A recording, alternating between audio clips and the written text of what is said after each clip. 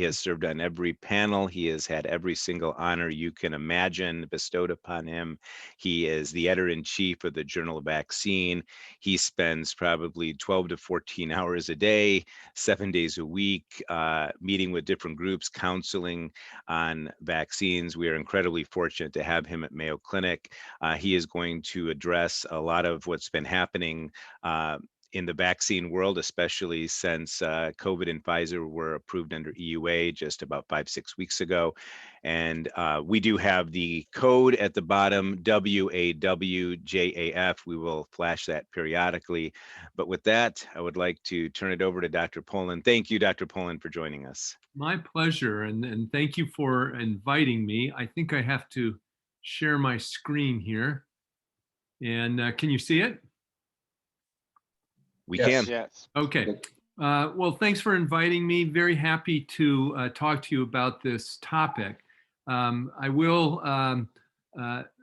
offer my disclosures here, maybe basically to make it easy. I work with all of the companies that are engaging, at least in the West, in the development of COVID vaccines.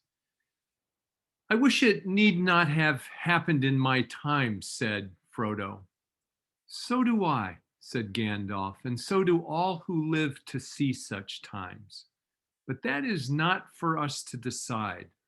All we have to decide is what to do with the time that is given us. And I offer that as a way of encouragement for all of us who have worked so hard to the point of exhaustion and yet encounter a tone-deaf society over simple public health recommendations.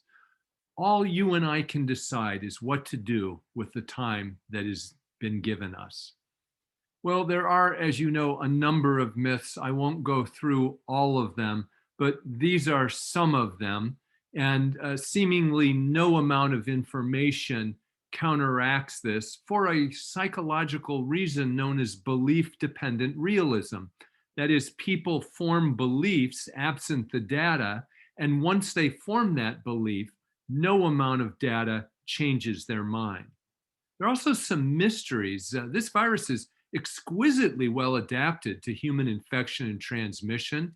For that reason, we see virtually every organ system involved and a wide spectrum of morbidity and mortality. And the underlying factor, this is true through all of recorded human history, is the difficulty in dealing with pandemics has its roots in human irrationality. We'll touch on that many times this morning. Misinformation, I think we know who is spreading this, because once they get the vaccine, I can just go to the cloud and download information from the microchip they received. But believe it or not, people believe that vaccines will alter the host genome. If you've had COVID, you don't need a vaccine.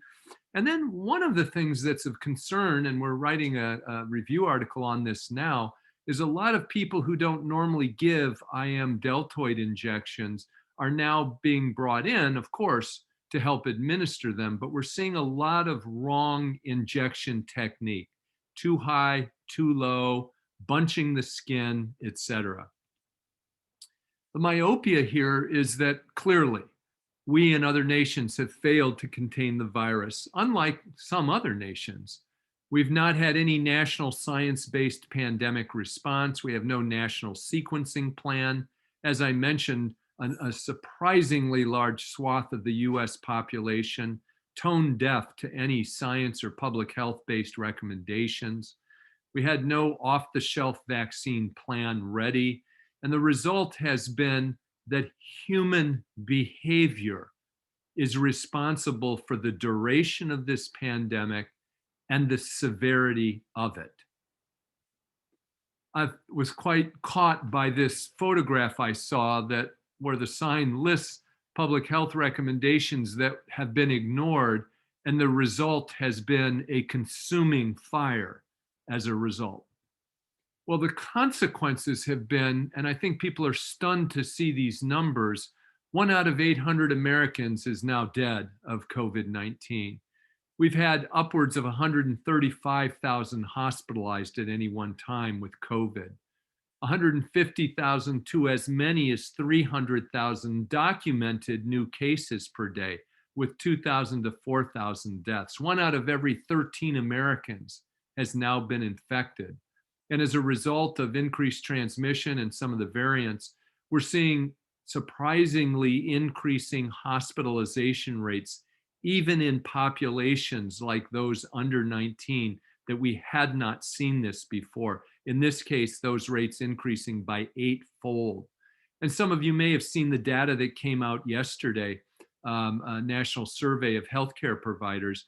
Almost half of them are burned out, depressed, and actively considering leaving the practice. Well, George Bernard Shaw said we learn from history that men never learn anything from history. My daughter did point out he said men, but I look at just my life. I've lived through several influenza pandemics, SARS. I was never exposed to MERS, and thus far have lived through COVID-19. So it's not that these things don't happen amply in a career. I gave a talk in 2005 about avian influenza, and I had about 600 some MDs and PhDs in the audience. And I asked that learned group, how many of you believe that you will see a pandemic in your professional career that will take many lives? Out of that 600, 6 raised their hands. Well, the miracles are within less than a year, we've had very safe and effective vaccines. This efficacy has exceeded any possible expectation. In my 40-year career in vaccinology, I have never seen efficacy across all ages, race, ethnicity, medical comorbidities, as we've seen with this vaccine. And of course, it's a miracle that case fatality rates weren't higher, much higher than they were, although that may change in the near future. And one bright spot is we've certainly seen ample evidence of national and international scientific collaboration. So I'm going to spend some time and detail talking about the vaccines. And the reason for it is, if you are informed, you can act as a trust conveyor and an information amplifier. And I believe that's our duty as healthcare providers. So in the West, there are 3 basic types of coronavirus vaccines in development: protein-based, viral vector-based, and mRNA-based. They all have the same underlying principle: produce an S protein, a spike protein, that fools the body into thinking that it is seeing the virus, and develop an antibody and other immune responses to that virus, or in this case, spike protein. So a reminder about the structure. On the left-hand side, you see the SARS-CoV-2 viral structure. It has structural and non-structural proteins. You see some of those labeled. And if you look down below, you see the S protein in particular. You're seeing the trimeric receptor binding domain of the spike protein. So that acts as sort of a key, if you will, to insert itself into the lock, which is the ACE2 receptor, widespread on human cells, unlocks, if you will, that lock and allows the virus to enter the cell and replicate. On the far right is a cartoon of that S protein. It is an N-terminal domain, an S2 portion, and S1, composed of that trimeric receptor binding domain. That's a phrase you need to know as we talk about mutations and variants. So remember that RBD. Now, the principle behind mRNA vaccines is surprisingly simple. First, let me say that these vaccines started their development 30 years ago, and they've been developed all along. In fact, they were developed for SARS-CoV-1 and MERS as vaccines against those 2 pathogens. So this is not something new and out of the blue. You look on the left side of the screen, it is simply the genetic blueprint for the S protein, for one component of the virus. It gets into cells, is translated by ribosomes in our cell cytosol, producing the protein of interest, in this case, the S protein. Now, why does that work? Well, what you're trying to do is prevent this S protein from binding with this transmembrane ACE2. So here's the key, here's the lock, and you don't want that to happen. So you want to produce an antibody against that S protein, because once it covers that, the key can no longer see the lock and infection is prevented. Now, when you go back in the literature, you'll see that in the 1990s, when these were first being developed, they were quite reactogenic. And what we've learned we have to do is prevent indiscriminate recognition by pathogen-associated molecular pattern receptors, or PAMPs. The way you do that is to take or substitute the uridine nucleoside with an N1-methyl pseudouridine. The other thing that you do is you add 2 proline residues so that you stabilize that S protein in an open conformation. Here's why that's important.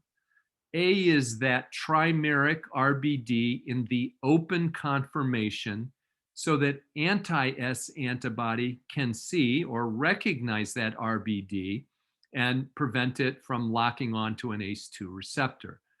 Down below is that post-fusion S protein in the closed position. That, therefore, anti-S antibody cannot recognize or bind to that. So that was the reason it took a good decade for mRNA vaccines to kind of crack the code that that's what would be needed. Now, it's a pretty simple concept. Let me take you through it. Toward the upper left is the red squiggle, is the mRNA in a lipid nanoparticle. Why a lipid nanoparticle? So that it can be taken up by host mammalian cells. The lipid nanoparticle is degraded, the mRNA exposed, picked up by ribosomes, translated, and S protein produced. Some can be displayed on the cell surface, not very much of it. The vast majority of it is processed through the Golgi apparatus, presenting S peptides to CD8 T cells in the context of HLA class 1 molecules, or through the endosomal pathway, presenting to CD4 T cells in the context of HLA class 2 molecules, so that we develop respectively T cell, cell memory, immune responses, and humoral immune responses. Now, this lipid nanoparticle literally degrades within a day or two. And that mRNA construct is present in vanishingly few copies versus the well over 200,000 mRNAs normally in a cell. The half-life of that mRNA is about 8 hours. And those S peptides can be presented over the course of a day or two. Now, this is what mRNA cannot do. mRNA cannot do these things. It cannot enter into the host cell nucleus. Therefore, it cannot integrate into our host DNA. By itself, it cannot replicate. It cannot persist in our cells. And it cannot mutate and code for some other aberrant protein. Now, there are concerns with the use of these vaccines. One of them is logistical, the cold chain requirements. We're going to talk about inflammatory and allergic responses in a bit. We have to use a lipid nanoparticle because mRNA constructs are degraded so quickly.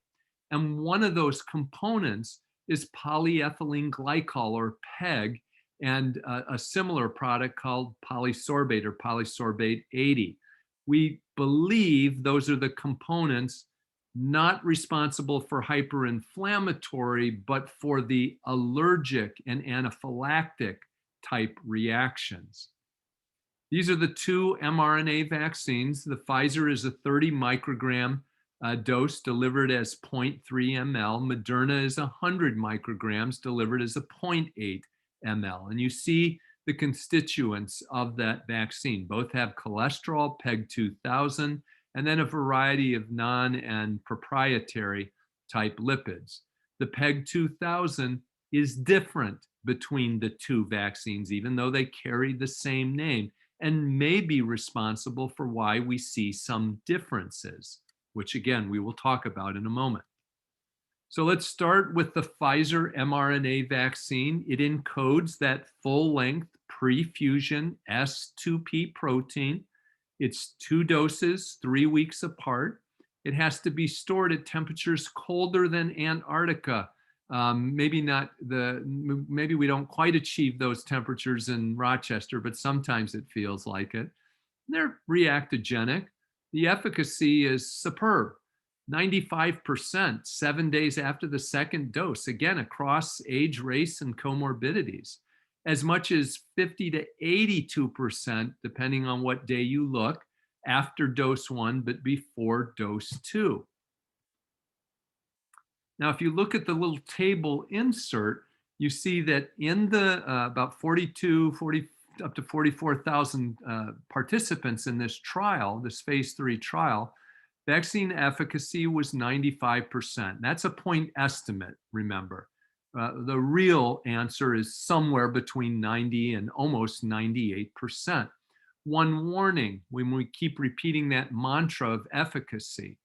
In my 40 years in vaccinology, I have never, ever seen a point estimate in a phase 3 clinical trial of a vaccine match what it is when it's released and used in the general public. And you might imagine why. In a carefully controlled trial, particularly for a vaccine that has quite a sophisticated cold chain requirement, out in the real world, that might not be true. Out in the real world, we immunize people who were not necessarily included in the clinical trials. So when we tell patients 95%, depending on who they are, that might be as low as 20%, maybe in a highly immunocompromised person, all the way up to 98%. After one dose, and when you get to be about 14 days after one dose, you're upwards of about 80% efficacy. Now look at the Kaplan-Meier curve. You see these curves diverge by about 10 days. And you'll note, and please remember this because I'll refer back to it toward the end of my presentation, very few cases are accrued after receiving 2 doses. For those that did not get the vaccine, they of course continue to accrue cases in the placebo group. Now let's look at Moderna.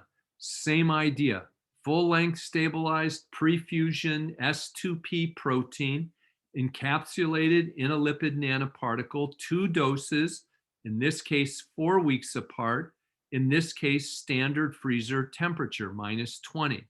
Same point estimates basically, 95% effective, 100% effective in the phase 3 trial against severe disease 2 weeks after the second dose, and similar efficacy point estimates after 1 dose.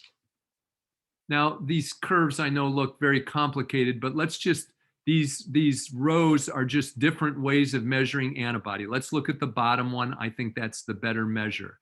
The columns are ages, 18 to 55, 56 to 70, and greater than 71. So if you look only 119 days after dose 2, you see an order of magnitude of waning of that antibody response. Waning is not surprising. That happens with every viral vaccine.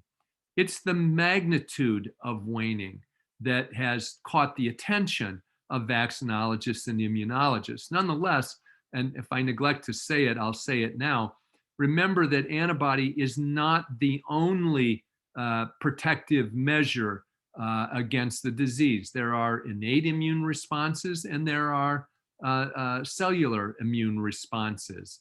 The problem is neither of those are standardized, whereas antibody measure is. Notably, we do not have a correlate of protection. That is, there is nothing I can measure in your blood that tells me above this level you're protected, below it you're not. I think we'll soon have that. I believe it will be neutralizing antibody, but we don't know yet. All right, who can get these vaccines? Well, for Pfizer, anybody age 16 and older, Moderna 18. We do offer the vaccine to pregnant and breastfeeding women. Notably, this morning, it always works this way when you're going to give a talk. This morning, WHO recommended preferentially giving Pfizer over Moderna vaccine to pregnant women, not because of any concern about safety, but they felt they had enough data to say it's safe with Pfizer vaccine and had not yet accumulated enough data to be definitive of, with Moderna vaccine. We give it to immunocompromised individuals and people who have been previously infected with COVID-19. We don't give it to people who are below the age for which the EUA is active, those who are recently had a bone marrow or solid organ transplant, and that's a time-based recommendation. And let me say this carefully. Those who have had a history of anaphylaxis to a previous dose of this vaccine, not other vaccines, if they've had an anaphylactic reaction to PEG or polysorbate 80, which will be present in the advectored and Novavax vaccines. There's some other considerations too. I think we're going to end up lengthening this out, but we would generally delay vaccination for at least 90 days, more for supply reasons, not safety reasons.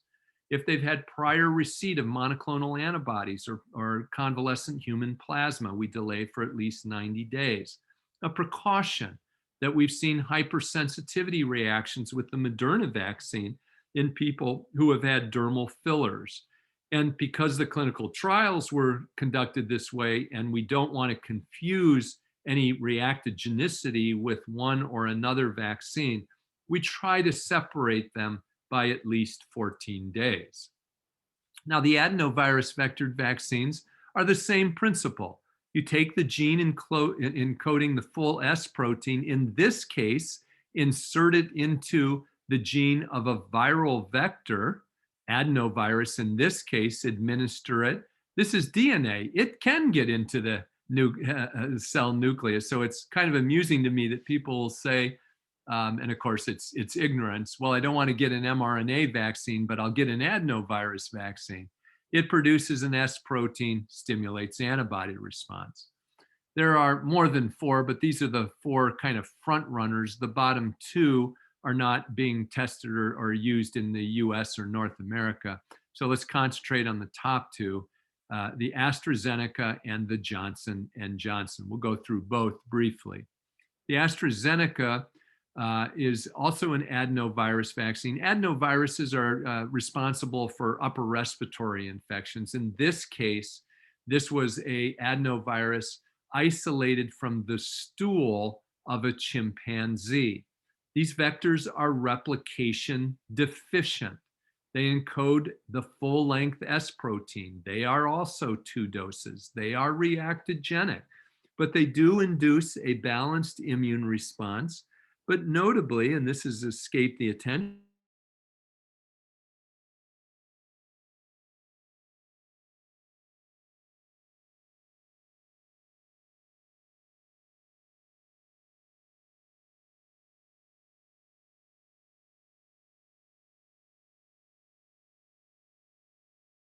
the literature to look at the AstraZeneca trials, they are terribly difficult to tease apart. The main reason is because of what happened here in the middle.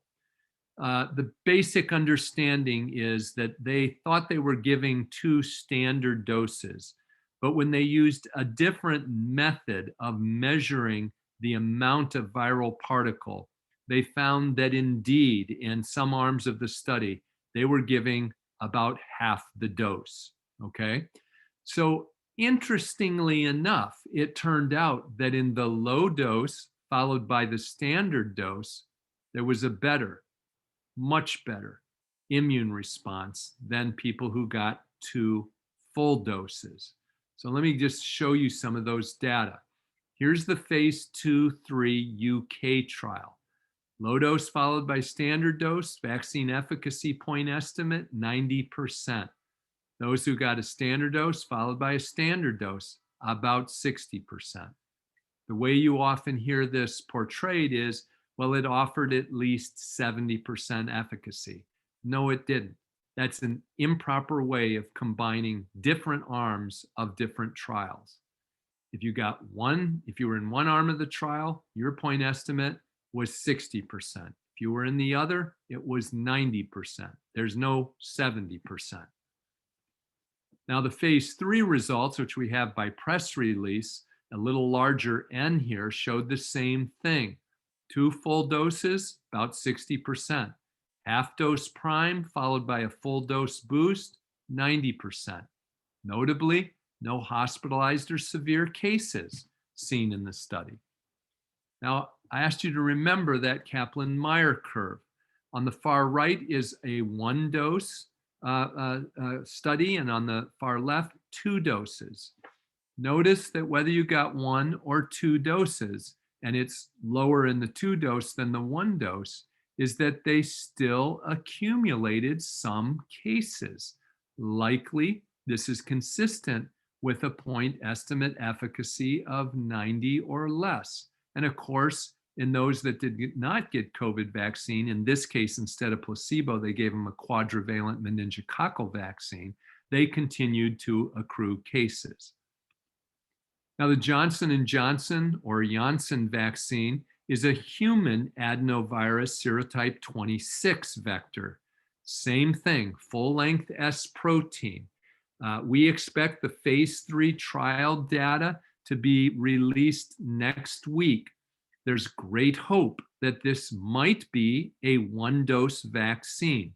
The phase 2 data suggests that kind of efficacy. I note that in the animal studies, nearly all monkeys were protected after a single dose.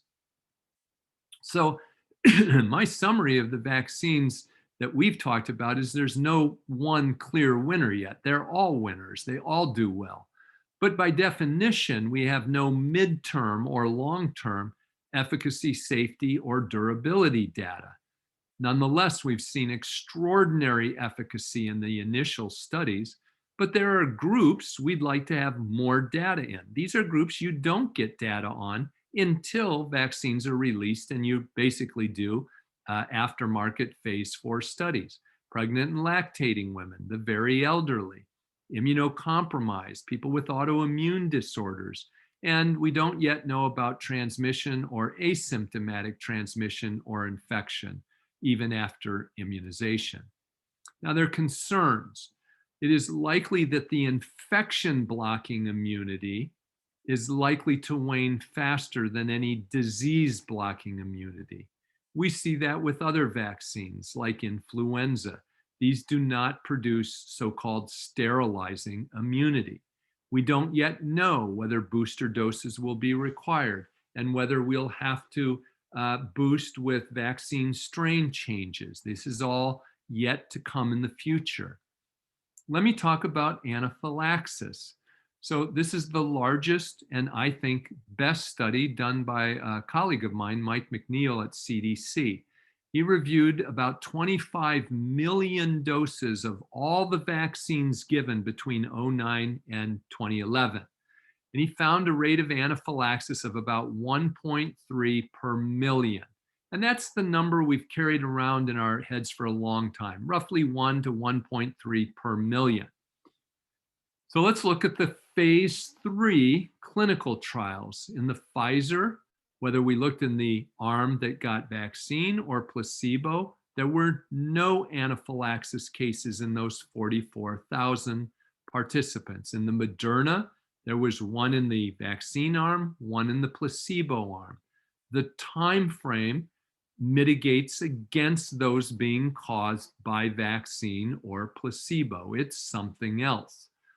Notably, and this always catches a vaccinologist's eyes, when we look at hypersensitivity reactions, we see a non-significant, non-statistically significant, but nonetheless overweight in the vaccine arm versus the placebo arm. As I say, they're not statistically significant, and you do see them in the placebo arm, but nonetheless, slight increase in the vaccine arm.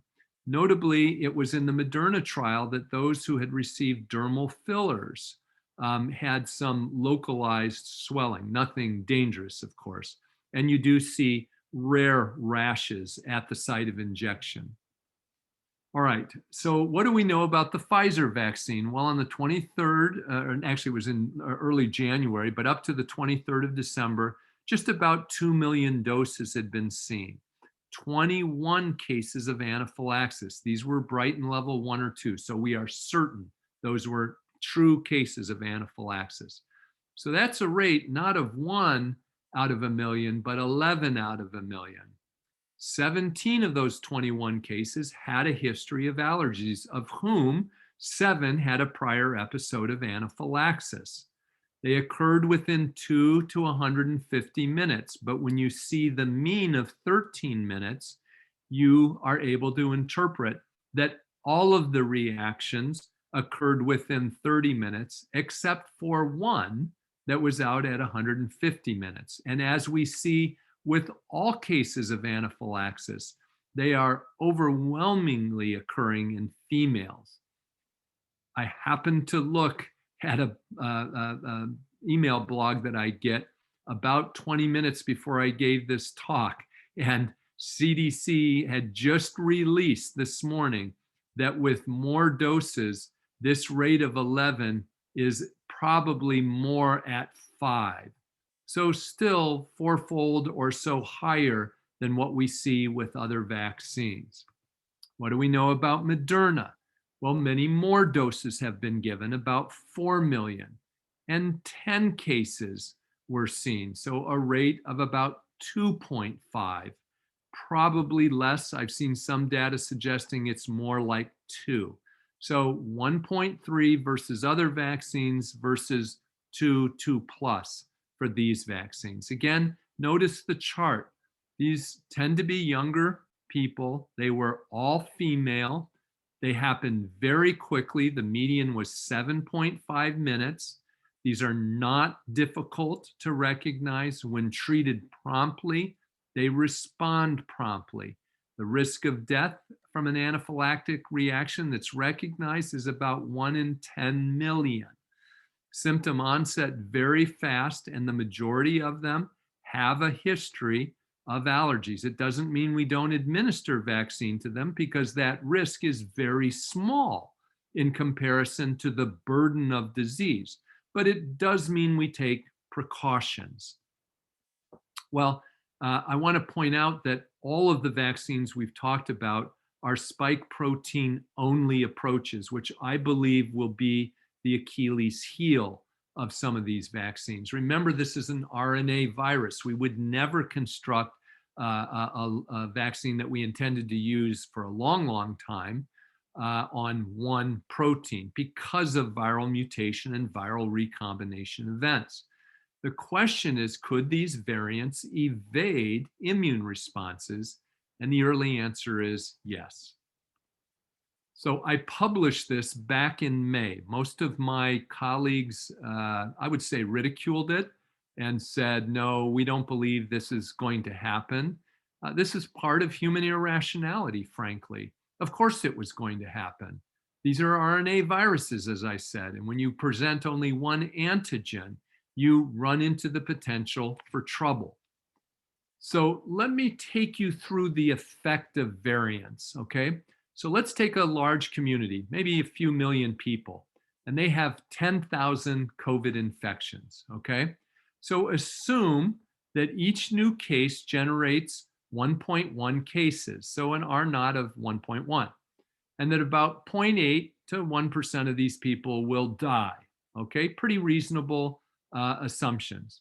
So in this scenario, in that community, you would expect 129 deaths per month with 10,000 infections.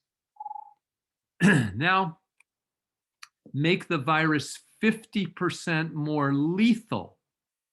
That number of deaths goes from 129 to 193. Instead of making it more lethal, let's make it more transmissible. Let's make the virus 50% more contagious. That number should catch your attention because that's what's happening with these new variants. They are about 50% more contagious. Now, in that same community, instead of 129 deaths per month, they're just under 1,000, almost a 700% increase. And this is what exponentiality does. Let me show it to you in a different way.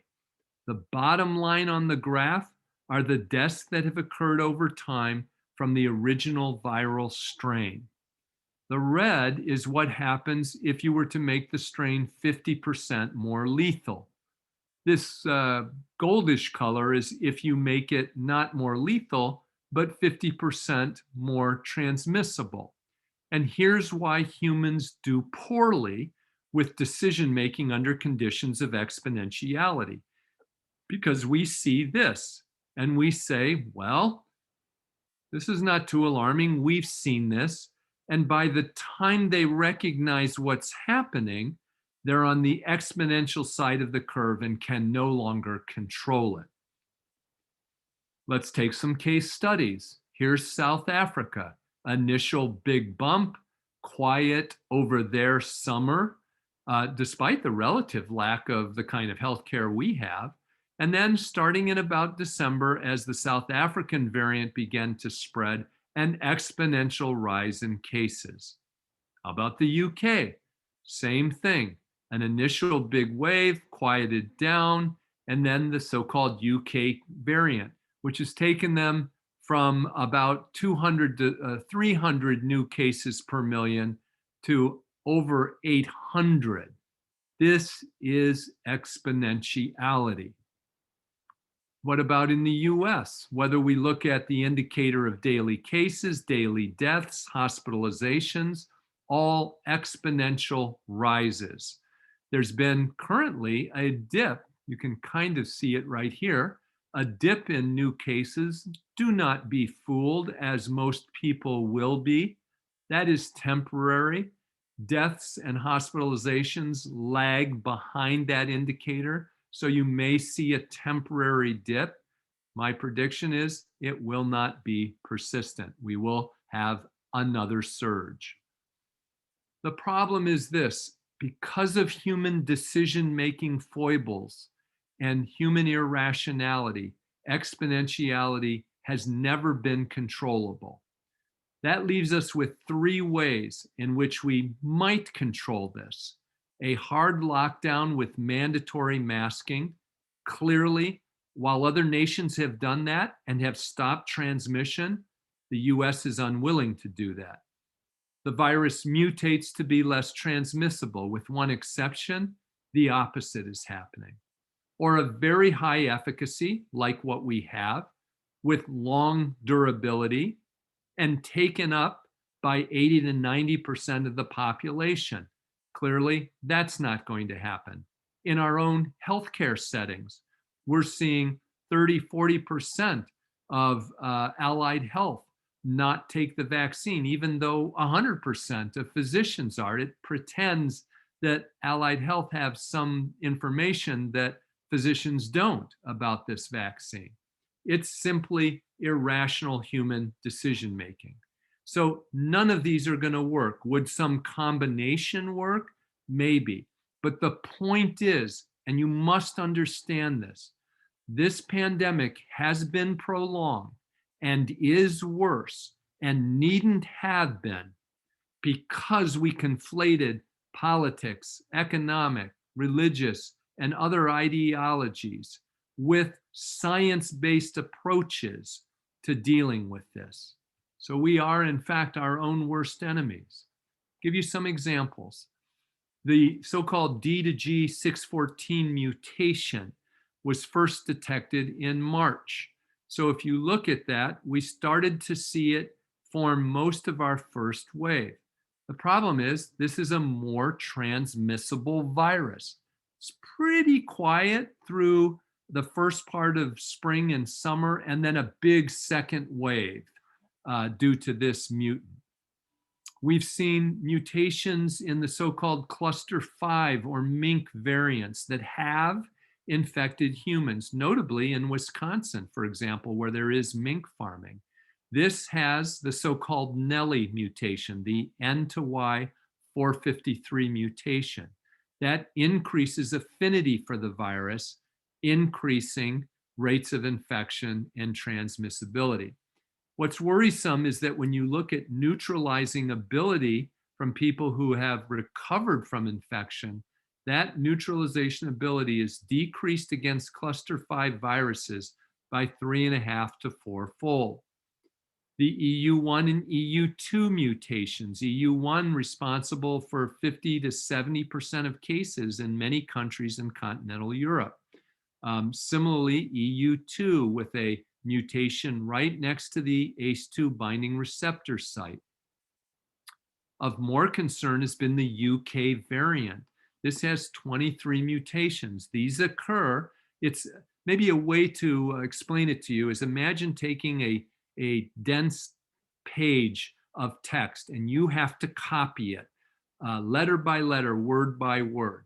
Every time you copy it, you're going to introduce a wrong letter or leave a word out or insert a word or spell the word wrong. That's what's happening with this virus. Every time it replicates, the opportunity for making a mistake happens. The more it replicates through the human population, the more errors it makes. We call them mutations. So it has the Nelly mutation in the RBD, which is why I stressed that at the beginning of our talk.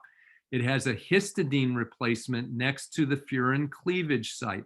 This is a bad actor. This is what happened, putting polybasic amino acids next to the furin cleavage site with the 1918 influenza virus. The result of this, it has increased transmissibility. Best point estimate is by about 50%. Leading to an increase in viral load by about 4-fold and an increase in lethality by about 30%, and increasing the infection rate in populations we weren't seeing a lot of it in. That is people under the age of 19. Okay, the so-called South African variant. This has 17 different lineage-defining mutations, 9 in the S protein, and it has the trifecta of bad mutations. The Nelly mutation, the EEC mutation, the Karen mutation, with deletions in the N5 loop supersite. All of that leads to higher binding affinity for the ACE2 receptor. It allows escape of neutralizing antibody. In fact, 50% of those who had been infected, and then you take their serum, expose it to the South African variant, 50% of them, the serum was unable to neutralize the virus at all. For that reason, Moderna is trying to get ahead of the curve, and they're developing another mRNA vaccine that encodes the South African variant S protein. So you can see what happens. If we don't get smart quick, we're going to chase our tail with making vaccine after vaccine as this mutates to cause more transmissible and more lethal disease. The Brazilian lineage, same trifecta of mutations in that RBD. Again, a significant decrease in neutralizing antibody. I should say that the South African and Brazil lineages are escaping monoclonal antibody treatment. And we believe we're starting to see higher reinfection rates and lethality as a result. What about herd immunity? Let's take Manaus, Brazil. a city of 2 million. They get about 1,000 blood samples each month from people donating blood. In April, they had about 5% positive for SARS. By May, 40%. Understand exponentiality here. That increased to 60%, and by October was almost 80%. And yet, they were still accumulating new cases, i.e., a population immunity of almost 80% was not enough to dampen down cases. And that makes me very concerned about a public that ignores public health interventions and is reluctant to take a vaccine. There's another Southern Illinois variant. This one's interesting in that it seems to cause higher transmissibility, but milder illness. In fact, it may be the most dominant strain in the US right now. There is concern about this, though, because it has a Q to H677 mutation in the S protein, again, next to this furin cleavage site. So we're going to have to keep an eye on this one. So what's the practical effects here?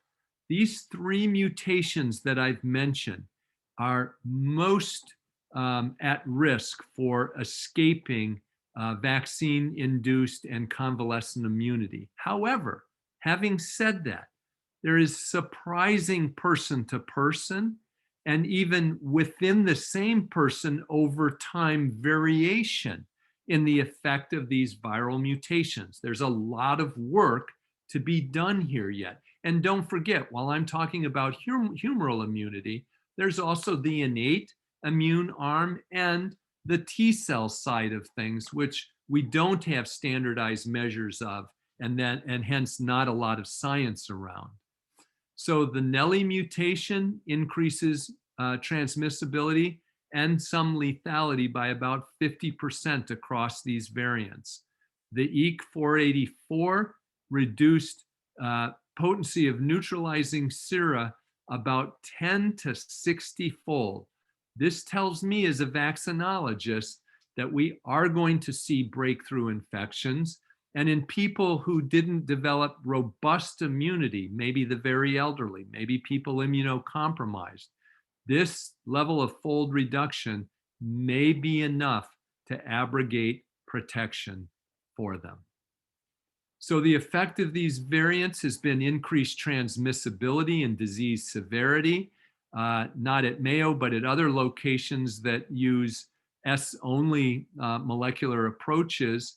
It has the ability to evade detection by diagnostic tests, decreased susceptibility to monoclonal antibodies and convalescent sera, the ability to evade natural and vaccine-induced immunity, and some more esoteric issues regarding trained immunity and subsequent antibody-dependent enhancement of disease.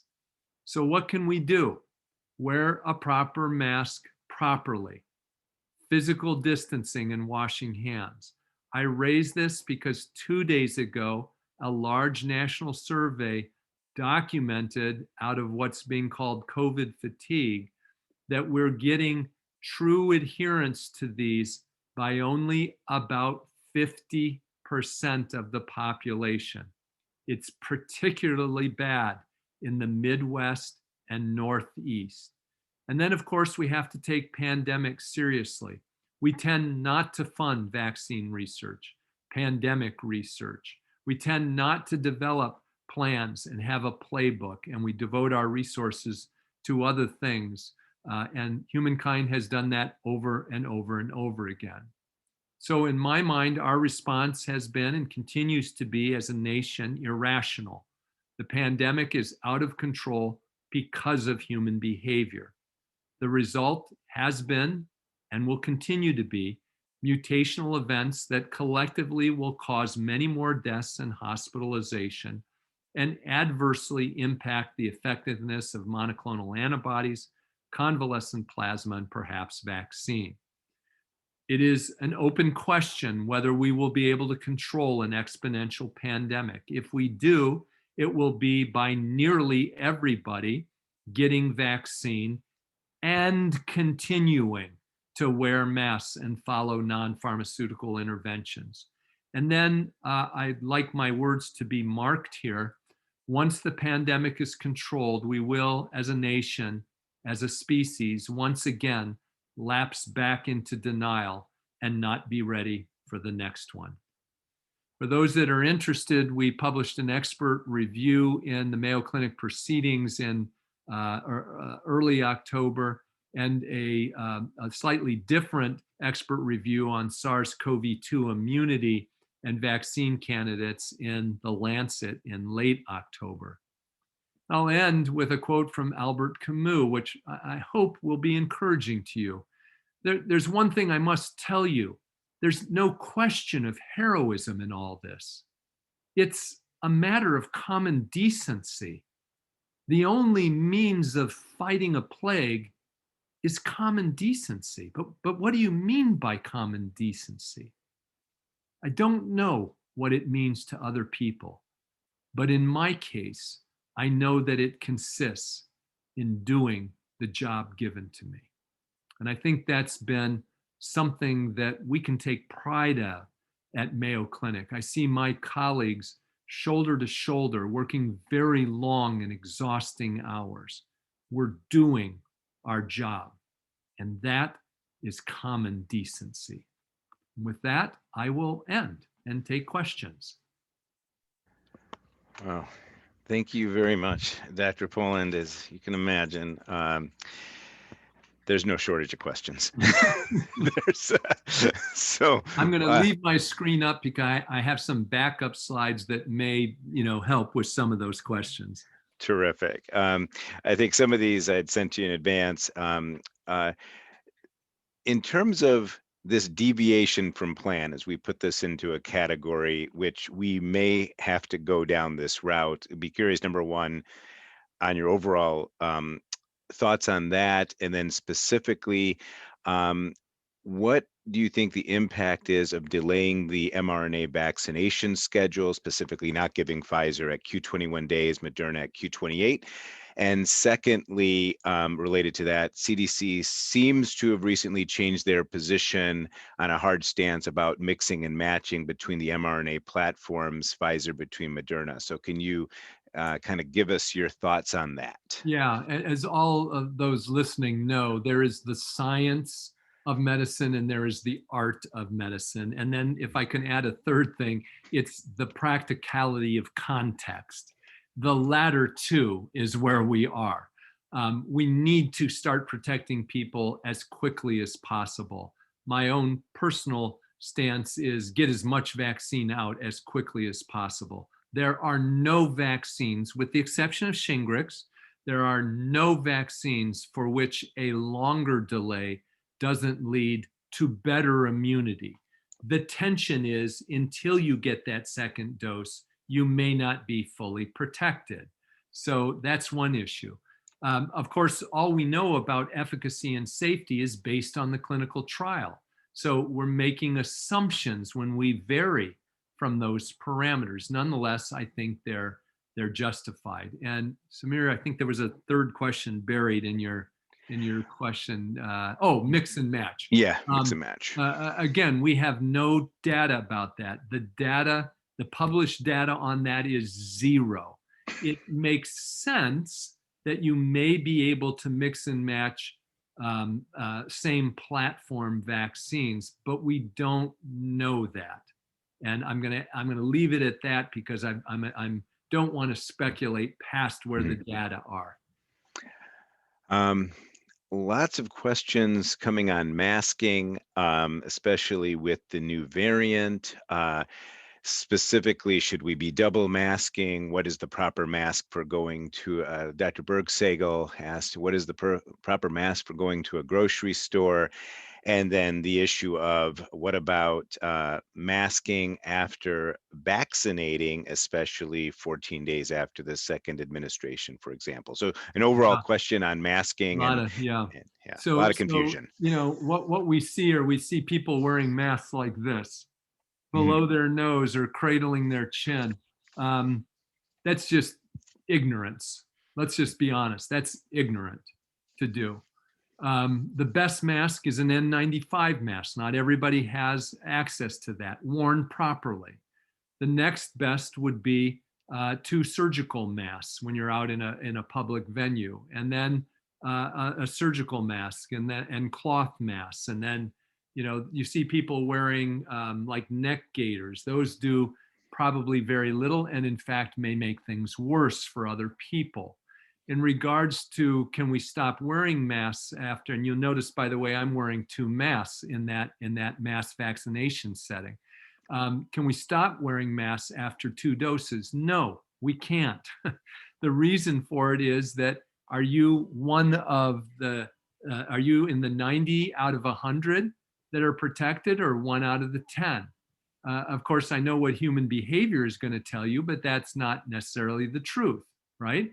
And the other thing is we don't yet know about asymptomatic transmission. We don't know when you'll become susceptible again.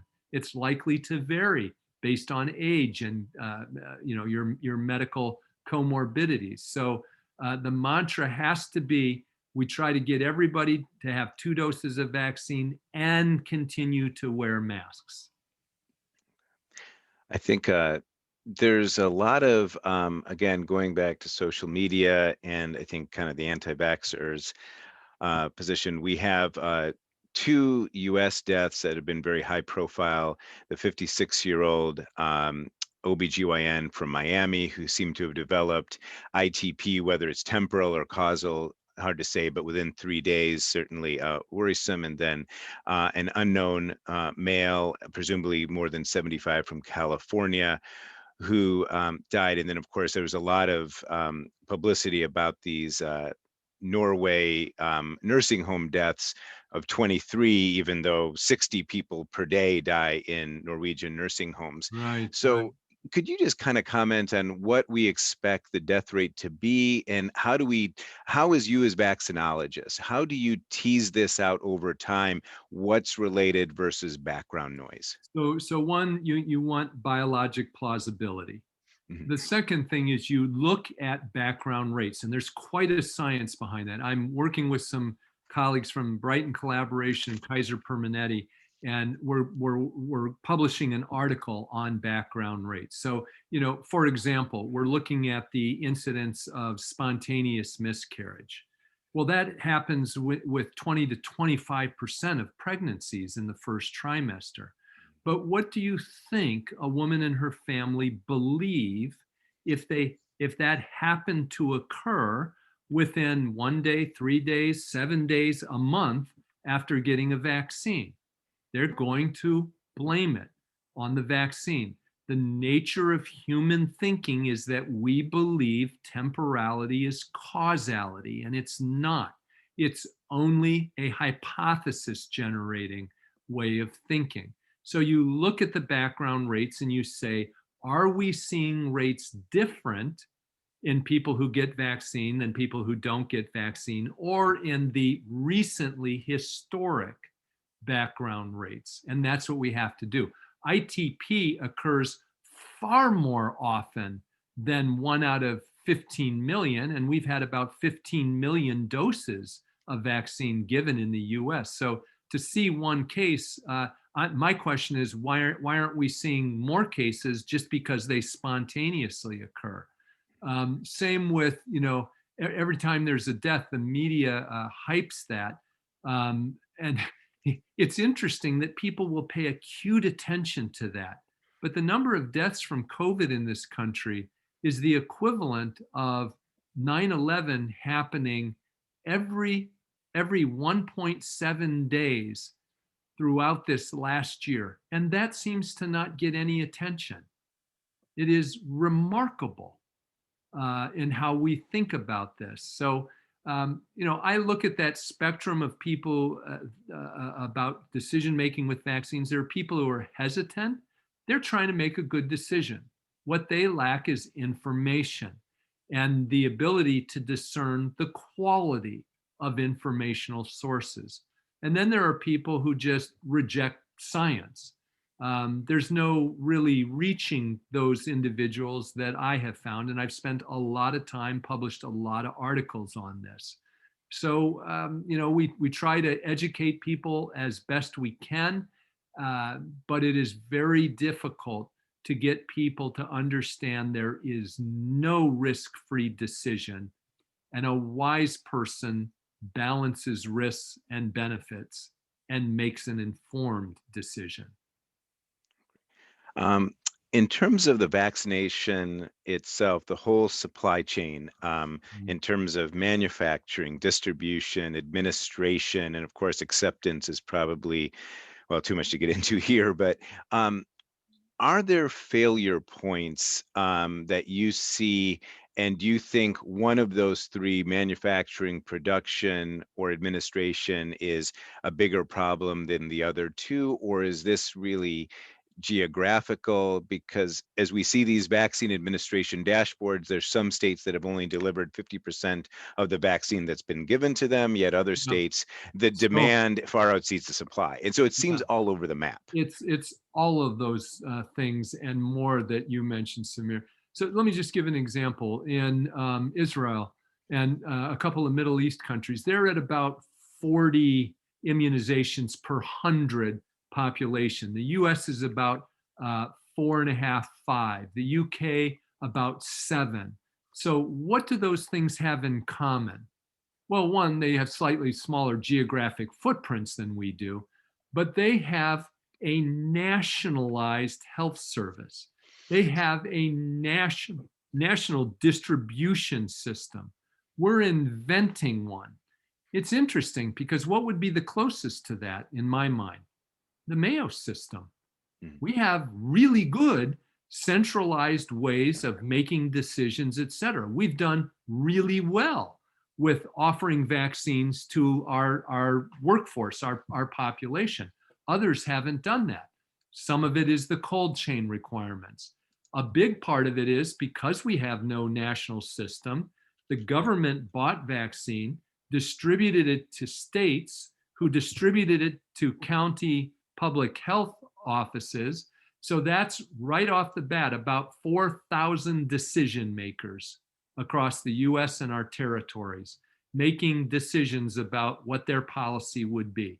It's a mess because of that. And supply chain, definitely a big problem. We thought we were pretty smart with offshoring a lot of things. What this has shown us is that all the gains from offshoring manufacturing were erased by this one pandemic. Good point. Um, can we get the very good, interesting question we got from the physician forum? Um, can we get there relying on retail pharmacies and other retail businesses, your Walmarts, your Walgreens, your CVSs, who say they may only be able to give 6 administrations a day because of throughput on the other lines of their business? I Without don't think those outlets, can we do it?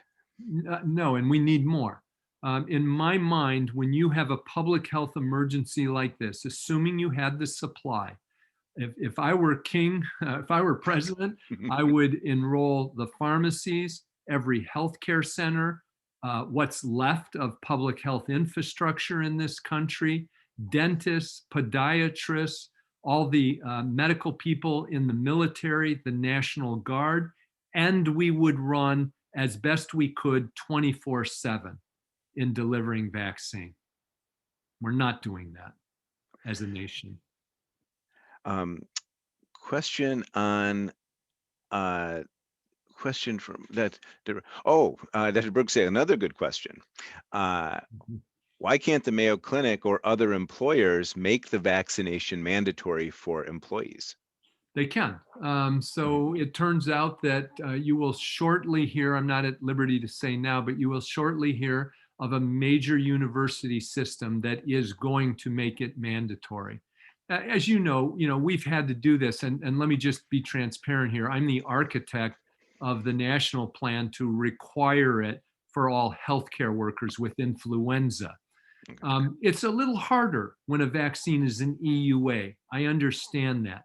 But particularly once it's achieved full licensure, I would be a strong supporter of that because you just cannot, by the data, convince people out of their cognitive biases who don't want to get vaccine. I know I'm saying it very strong, but we are healthcare workers. We took a vow, first, no harm, first, no harm. And when we are privileged to care for other people, how would we justify spreading a lethal disease to those individuals when we know how to prevent it? Okay. I want to be respectful of your time. We have a lot more questions, so you let us know when you've got to go. Let's just keep going. All right, let's keep going. Um, Another question, side effects. Again, this is coming up a lot. Um, Lymphadenopathy, you've covered this before with a great explanation. Lymphadenopathy, and then tachycardia has been mentioned as something observed in the acute setting, especially in those who've already had COVID, was what one physician mentioned. Could you comment on tachycardia, Yeah, good. lymphadenopathy? Yeah, good observation. The lymphadenopathy occurs in the arm and draining lymph nodes of the arm in which the vaccine was administered. And the reason for that is that this antigen is transported to the draining lymph nodes. So as many as 14% Mhm. of people do develop mild degrees of lymphadenopathy, which to date have all resolved, usually within a week or two. That's not evidence of pathology. That's a localized immune response.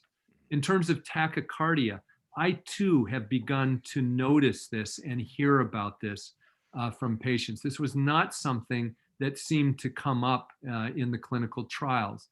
I suspect it's due to the combined effect of cytokines, chemokines, maybe even low-grade fever, but a number of factors like that that is responsible for it. Again, it doesn't mean anything bad is happening. However, you do wonder in people who might not have cardiac reserve or who might be prone to arrhythmias, whether that could be a concern. Again, it was not seen in the clinical trials. Again, we do not have any reports of that yet in the literature, but something to keep an eye out for. This one came from one of the immunologists. Does the second shot in the series of mRNA vaccines give a different type of immune response? Specifically, does it generate a different proportion of B cells, T cells, NK cells, neutralizing antibodies, or anything else I might have Yeah, missed? that is a really good and insightful question. We need a lot more science around that. What I can say is this.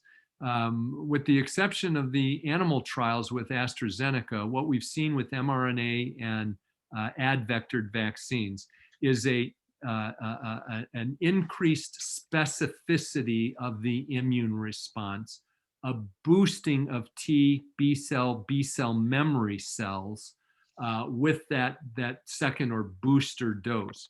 We also see a bump up in humoral immunity and antibody level. But the systems biology studies that look more broadly, in fact, I think Friday, we're submitting a grant to look at this, are just being conceived of and done. So there is some information out there, but not as much as we need to really understand plumb the depths of the immunologic science that we'd like to know about that. Good question. This I know this is going from the chat. I've seen the charts of the different strains of COVID-19 branching as they mutate, but the chart becomes very big with many, many variants. How do virologists and vaccinologists choose which variants to study and which ones should gather more data and the effects of those mutations?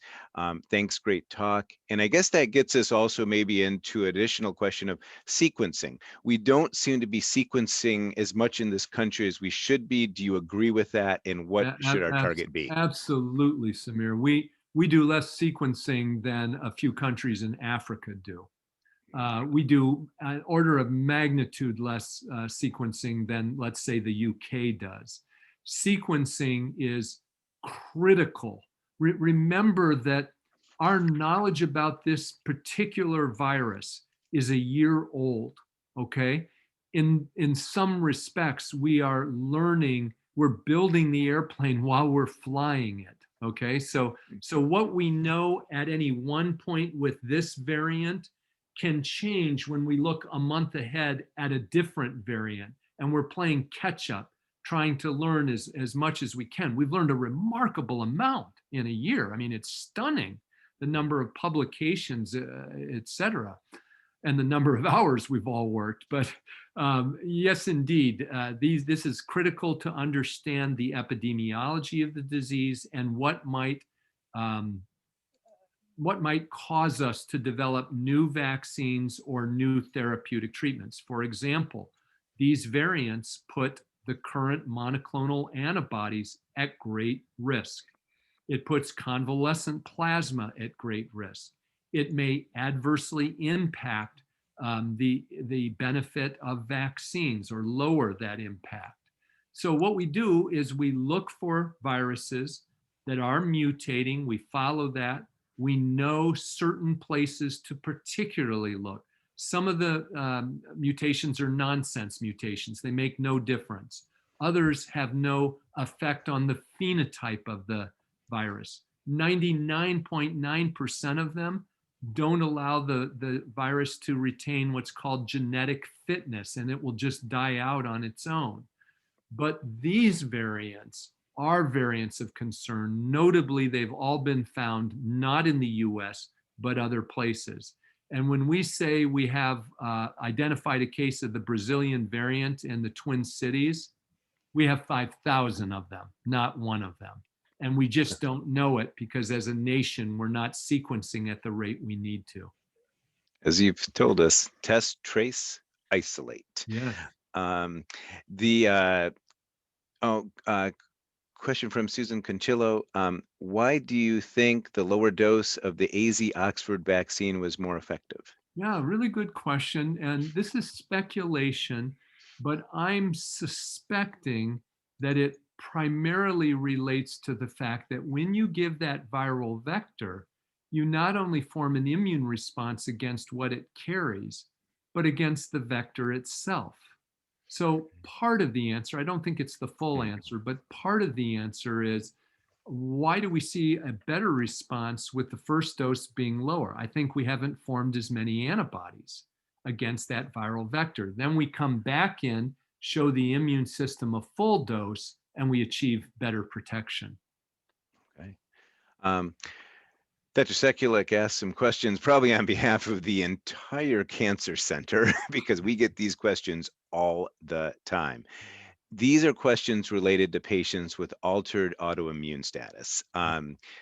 Number one, patients with immunosuppressive or immunomodulatory medicines, patients with significant autoimmune disease like SLE, patients on checkpoint inhibitors, kind of the whole gamut.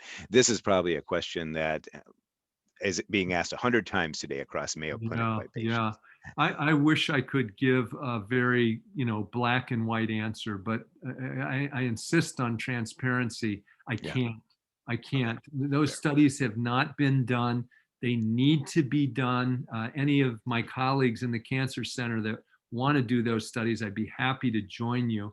And so we're left with saying, okay, we don't know of any special adverse events. Maybe that wouldn't be true, and maybe some autoimmune diseases, but we don't know that. But we do know we have a major burden of disease and of transmission. So, like all of us, it boils down to a question: which risk do you want to take? I think the biggest risk will be in some of those patients that you're referring to is of diminished immune response, not safety issues. And so, I kind of go along the line, and this is what I say to my patients: some level of immunity is better than no level, primarily in perhaps preventing death or hospitalization or severe disease. I don't know if I can protect you against mild disease, but the odds are with us, unless somebody's really severely immunocompromised, that I can benefit you with this. We try not to make the questions too specific, but the question came, vaccine recommendation for a 64-year-old with past medical history of Guillain-Barré. Yeah, that one's easier. We've not seen any Guillain-Barré as a result of this. No change in background rates despite 15 million doses administered in the US. So I would have, if I had had Guillain-Barré, I would have no difficulty doing this. Now, what we have seen is the converse. We have ample evidence of respiratory viruses causing or leading to Guillain-Barré. We see it with influenza, and rarely, but we have documented cases of people developing Guillain-Barré after COVID-19 infection.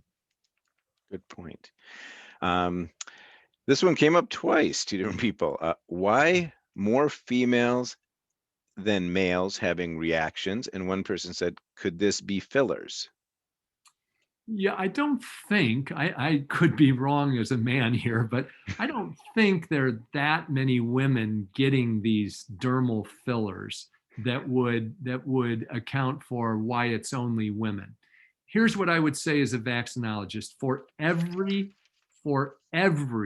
vaccine that's been studied, women always develop superior humoral immune responses compared to men.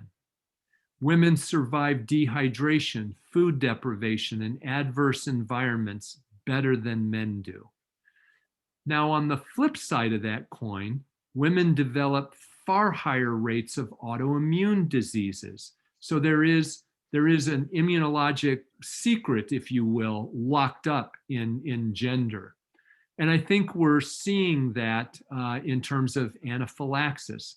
In terms of local and systemic reactions, I've tried to get NIH funding for this, and I haven't. I have published on it. I believe that with local reactions, we are more often injecting it into the deltoid fat pad and not the deltoid muscle. Women have, Bill Charbonneau and I published this, thicker deltoid fat pads at all weight levels than men do. They need longer needles than men do. I know that sounds kind of funny to say, but a woman needs a longer needle to reach the deltoid muscle than a man. And it goes back to deltoid injection techniques. You can't quite tell it, and I couldn't tell until I looked at the other photograph, but the nurse that gave me mine bunched the skin. Now, if I were a woman, that would have put me at risk of him injecting it into the fat pad, which would diminish my immunity but increase my local and systemic side effects to it. So I think that's more often the practical reason. Okay. Um, the let's see. Oh, what parameters need to be met before we stop masking and social distancing, including vaccinated and convalescent individuals? Yeah, good question. A lot of thought going into this. There are initiatives to be able to, if you will, credential people that they've received the vaccine. I suspect what could happen is that people who elect not to get the vaccine, that's their right outside of the military and employee mandates. They have that right, but they don't have the right to interact with patients, or they may not have the right to travel internationally. They may not have the right to go into federal buildings. And I think some institutions and businesses, if they're smart, will adopt things like that in order to convince their buyers and consumers that you are safe here. Another question from Dr. Sekulik. Given the existing knowledge about the virus, can we predict possible future mutations and design polyvalent mRNA vaccines? And maybe an add-on to that, do you foresee this being a permanent annual vaccine, and could that be mixed in with the flu vaccine so you just get one shot a year? Okay, let me see if I can remember all the Yeah. questions. So I'll take them in backwards order. So one Okay. manufacturer is already working on a combined influenza SARS-CoV-2 vaccine. So we may well see that. A polyvalent vaccine, yes, that's the approach my research group is taking. I've also heard of an interesting approach by Walter Reed Army Research Center. They're taking a globular head and they can stud it with over 24 different S proteins to compose a vaccine. The idea there, a pan coronavirus vaccine. In other words, not only these lethal ones, but what about the common seasonal coronaviruses that cause upwards about 30% of adult upper respiratory wintertime infections? I think that's possible and likely. All right.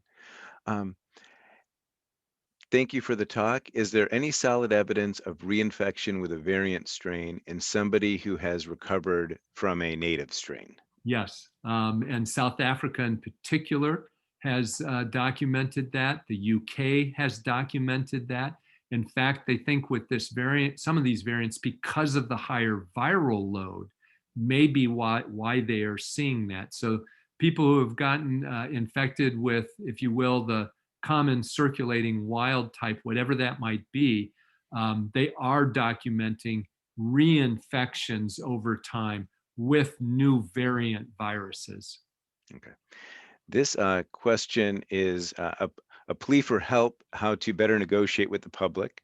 Um, could you please discuss how we know how there are unlikely to be long-term negative effects from the vaccine?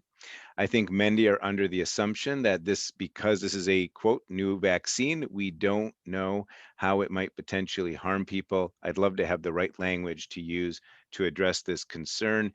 And maybe a follow-up on that cleans it up. This industry standard, I see this in Burback report, seems to be 42 days. Can you just kind of comment on Yeah, why we're confident, hey, 42 days is a good place to end yeah. looking for? The reason for that, with two exceptions that I'll discuss, is that vaccine side effects occur within minutes to maybe days. Okay. The two exceptions, oral vaccine associated paralytic polio was seen in rare cases, sometimes several months after receipt of the oral vaccine. We don't use that vaccine in the US now. And the other one is with Guillain-Barré and influenza vaccine. Some of those were associated out to 6 weeks. That's why you saw the FDA move the bar, so to speak, to 8 weeks minimum data. And so that's the reason for it. We don't have any indications of other side effects that are validated as caused by vaccines at time intervals different than that. Now, you can always argue, well, what do we don't know about what we don't know? And you can get really circular fast, but that's where, each person has to make a decision about risk and benefit. There is nothing you do. There is nothing you do that doesn't have risk and benefit. You get into a car most days, even though you have about they say a 12, 15% lifetime risk of permanent disability as a result of that. And yet you, without even thinking, you get into a car and drive. 50,000 of you will die on the highways this year. Not this year, but maybe next year. There's not much driving. You do that, though, because of risk and benefit calculations. The same is true with anything that we do. Is there some level of risk? Yes. But after 6 months of studying, it's so tiny that you have to do huge trials to try to find something. So in that context, knowing that 1 out of 14 have been infected, 1 out of 800 have died, and more lethal variants are upon us, what would you choose? And that's where we kind of have to leave it at this point. That's great. This is a good question. Are the new variants impacting testing reliability? Anecdotally, I'm hearing much more about people who seem to clearly have COVID but are testing negative and then not isolating. Yeah. So basically, are these evading? I guess the question is, are these evading the new variants? Are they evading our current testing? Yeah. So, we have some real experts here, Ellie Thiel and Matt Binnicker in Rochester, I know. And I touched base with Matt yesterday about this. At Mayo, the particular molecular diagnostic, the PCR-based test that we do, looks at not just S protein, but N and other proteins. So mutations in S are not affecting our ability to detect a virus when it's present.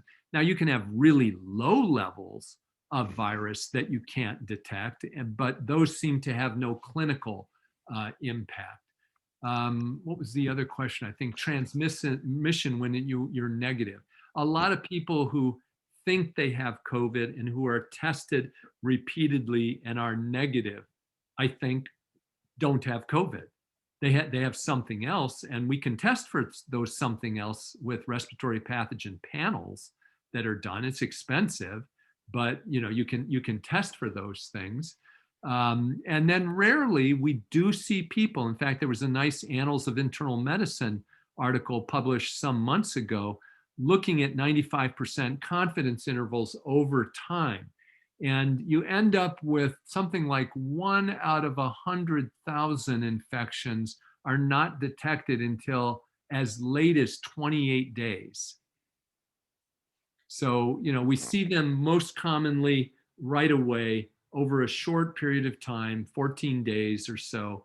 And then it's rare that you see something outside of that. And of course, we never know, was somebody re-exposed? And that's why you now see it. Yeah, this has come up a bit in terms of cycle thresholds in PCR. Other countries, my relatives who are in India who are practicing, they are actually using cycle threshold to make clinical decisions. So I guess there's two questions. One is, should we be doing cycle thresholds? And I think currently the standard in this country seems to be 40. Should we lower it to 30? Some people like Michael Mina and others have suggested that. Kind Yeah, of a so some of that discussion is born not about what's the most sensitive thing to do, but the practical question of, we have X amount of capacity. How could we move more tests through the testing pathway? And that's where you see people reducing cycle threshold cutoffs. For example, we know the lower the cycle threshold, the higher the viral burden. The higher the viral burden, the more likely you can transmit or illness that you have. So people fiddle around with 32 to up to 40 or so. I don't think we know from a science-based, and this now borders outside my area of expertise. I don't know of literature, doesn't mean there isn't some, but I don't know of literature that says, clearly we should choose this cutoff. I don't know. Fair enough. And we have Bill Maurice coming up. I'm guessing he would be the Bill expert. would know too. Yes.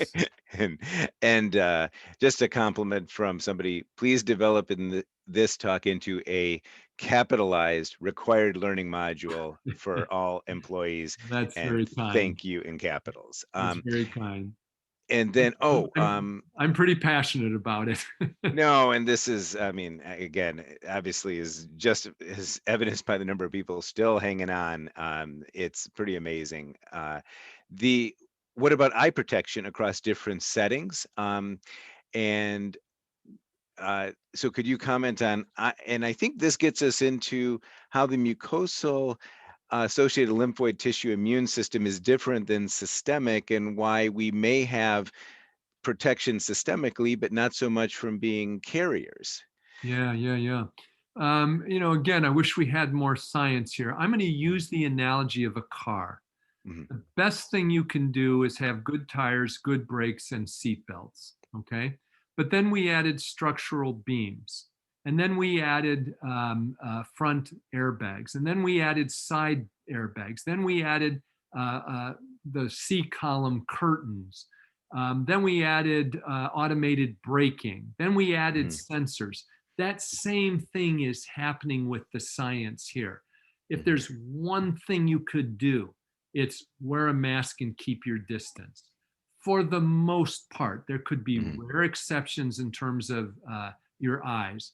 But if you don't breathe this in, you will not get infected. Okay? So the best thing you could do is have tires and brakes on your car, which is, by analogy, the mask. Then you start layering additional things, an N95 mask, double mask, a face shield or goggles. I think that makes sense to do in the healthcare setting. What we don't know and haven't been able to tease out is, what's the real risk of getting infected, if you will, through an aerosol through the eye route in people wearing a proper mask properly? We don't know. Hands, face, and In space. space. You I got love it. it. I pay attention. um, uh, from Dr. Sitaram, medical oncologist specializing in sarcoma here in Arizona. Great talk as always, Dr. Poland. People who get vaccine may get varying side effects. How does immune response correlate with severity of symptoms? Would it be better to get more people at least one shot to get it to a broader population and tweak the second dose to grab variants weeks to months later? Thank you.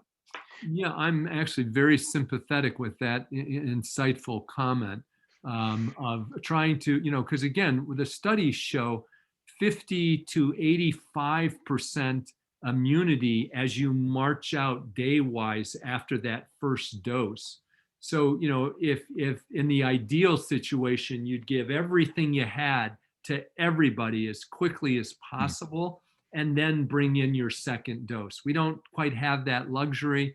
That was not what the pandemic plan is. And so we're kind of in this evolving policy, situation driven. And again, I understand this, driven by what do we know from the studies? Anything we do outside of the study is, art, if you will, not science. Nonetheless, we do that in medicine all the time. Right. If you're in pediatrics, you're routinely using drugs that were not studied and are off label, in fact, for pediatrics. We do that out of necessity, and we look, we study, and we understand those things. So I think the real answer to that question will be how fast do these variants come up and how much risk do they represent? The advantage with mRNA vaccines is next week I can switch that genetic blueprint. The follow on manufacturing, fill, transportation, distribution, that's what takes time, not creating the vaccine itself. Okay. That leads us, we kind of led into the next question. What is the status of research in children to vaccinate them? Mm, really good question. So, several companies have now already initiated, Pfizer in particular, but I believe all of them have already initiated their first trials in people below the age of 16. I think they chose 12 to 16. I think And that's then correct. if that's found to be safe and effective, they're going to march it down by age group. Some of them have plans all the way down to age 12 months or less, Okay. but it'll be a while before we get there. This one I can actually comment on because I have two children who are 13 and 15. So my wife and I looked. Pfizer's is closed to accrual for 12 to 15, and Yeah, then I think they Moderna are full. is still accruing, but they have very few sites around the Yeah, country. yeah, And so that one we are personally interested in. yeah. Good for them. Yeah. Um, then are insurances paying for the vaccine? Is it offered free of charge to the public if not covered by insurance? Yeah, currently the vaccine is provided by the federal government in the US, I'm talking about, and is free of charge.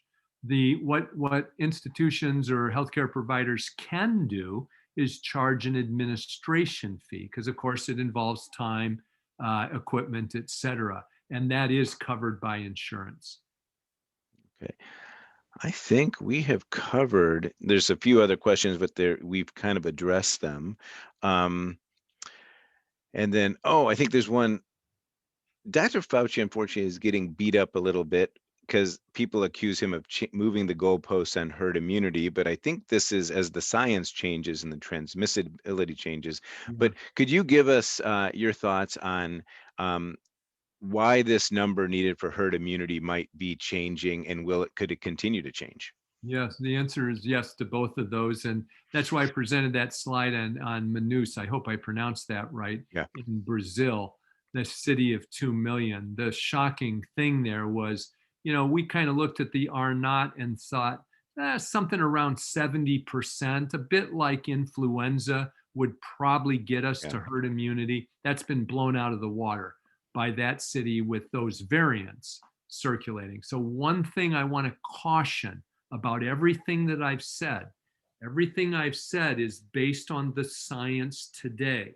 As the virus changes, we may have to revisit our estimates of efficacy, of herd immunity, of transmissibility. But at least at this point with that variant, it's clear it's going to be north of 80%. And I just don't see how we can get there in our population. Okay. Well, one last question, then I'd love to turn it over to you for any last thoughts. Can you comment on the VAERS, VAERS database? And it's open access, which is obviously good, but sometimes I think without context, people are pulling things Yeah. out and putting it out there. Yeah, that's the problem with it. So it's a passively reported system. It works well. But, if I told you, Samir, about the side effect that I had after my first dose, sore arm, didn't felt about 90% for a day, you could report that to VAERS, and I could report that, and my doctor could report that. So now there are 3 reports on me. They would all have varying levels of information, and people are reporting without often thinking of temporality and of the details that are necessary. Nonetheless, that's a very, very valuable database because it allows us to see any red flags we were not aware of and to use that as a hypothesis generating um, uh, exercise to then go and look specifically in various databases. We can look at Mayo. Kaiser Permanente can look at their database and say, is this real or is this an artifact? The other thing I'd encourage people to do, I did it myself, is to sign up for the V as in Victor, the V-Safe program, where it's a very simple, I don't think it took me 15 seconds each time they sent me an email and asked about symptoms. This is part of what's called an RCA, a rapid cycle analysis. The more people who sign up for that and report their data, the faster we have better and better, more refined estimates of, well, what are the side effects in a white middle-aged male? What are they in a Black elderly female? What are they in males versus females, children versus adult? That's where we get those kind of data. So I would encourage people, do report. Don't be hesitant to report. We need those data.